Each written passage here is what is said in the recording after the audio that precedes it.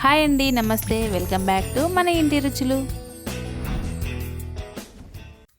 ఈరోజు మన వీడియోలో అన్నంలోకైనా చపాతీలోకైనా చాలా ఈజీగా చేసుకునేలాగా ఒక మంచి కర్రీ రెసిపీని చూద్దాం.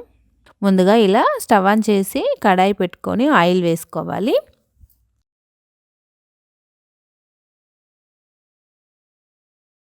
ఆయిల్ వేడైన తర్వాత ఒక 2 పచ్చిమిర్చీలను ఇలా పొడవుగా చీల్చి వేసుకోవాలి. ఆ తర్వాత పెద్ద సైజులో ఉన్న ఒక ఆనియన్ని ఇలా కాస్త పెద్ద ముక్కలుగా కట్ చేసుకొని వేసుకోవాలి. ఈ ఆనియన్స్ అనేవి బాగా ఫ్రై అవ్వాల్సిన అవసరం లేదు. కాస్త అలా 1 నిమిషం ఫ్రై అయిన తర్వాత ఇందులోకి 1 స్పూన్ అల్లం వెల్లుల్లి పేస్ట్ వేసుకోవాలి. అలాగే కొద్దిగా కొత్తిమీర వేసి అంతా కలుపుకోవాలి. ఇలా అంతా కలుపుకున్న తర్వాత ఇందులోకి 1 టీ స్పూన్ వరకు పసుపు వేసుకోవాలి. ఇలా పసుపు కూడా అంతా కలుపుకున్న తర్వాత ఆ తర్వాత మీడియం సైజులో ఉన్న 2 ఆలుగడ్డలను ఈ విధంగా ముక్కలుగా కట్ చేసుకొని వేసుకోవాలి.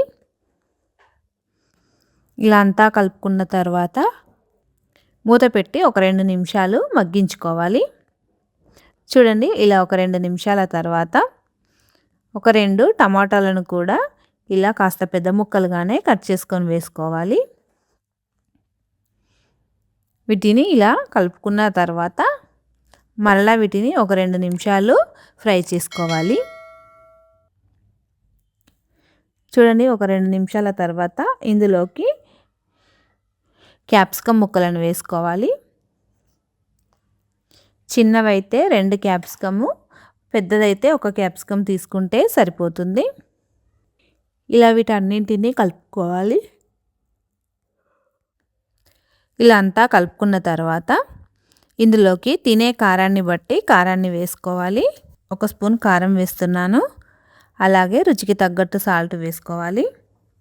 ఇలా ఉప్పు కారం వేసిన తర్వాత వెంటనే కలపకుండా మూత పెట్టి ఒక 2 నిమిషాలు మగ్గించుకోవాలి. చూడండి, ఇలా మగ్గిన తర్వాత ఈ విధంగా అంతా కలిసేలాగా కలుపుకోవాలి.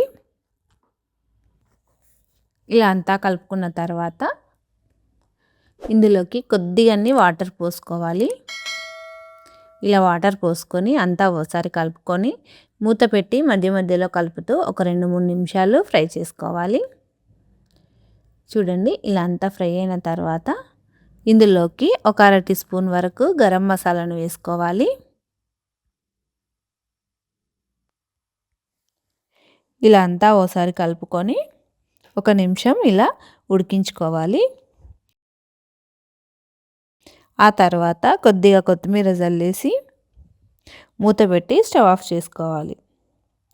అంతే అండి, ఎంతో టేస్టీగా ఉండే ఈ రెసిపీ చాలా టేస్టీగా ఉంటుంది. తప్పకుండా ఒకసారి ట్రై చేయండి. అన్నంలోకైనా చపాతీలోకైనా చాలా బాగుంటుంది. తప్పకుండా ట్రై చేసి మీకు ఎలా వచ్చిందో కామెంట్ చేయండి. అంతే అండి, ఎంతో టేస్టీగా ఉండి చాలా ఈజీగా చేసుకునే ఈ కర్రీ రెసిపీ మీకు నచ్చినట్లయితే మీ ఫ్యామిలీ అండ్ ఫ్రెండ్స్కి షేర్ చేయండి. మన ఛానల్ని సబ్స్క్రైబ్ చేసుకోండి. Thank you for watching.